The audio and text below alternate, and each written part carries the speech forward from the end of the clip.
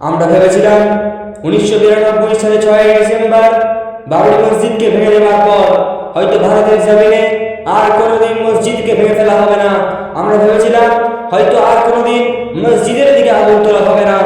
কিন্তু দিন যত গেছে ভারতের জালিমরা চক্রান্ত করে মসজিদগুলিকে ভেঙে ফেলেছে। ভারতের জালিমরা চক্রান্ত করে মুসলমানদের দিকে আগুন তুলেছে, মুসলমানদের উপর অত্যাচার করেছে, মুসলমানদের মসজিদের দিকে আগুন তুলেছে। তবে আর নয়।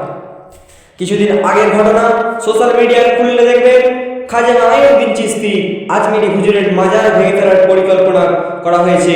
তার মাজার ভেঙে দেওয়ার পরিকল্পনা হয়েছে, তার মাজারের দিকে আগুন তোলা হয়েছে।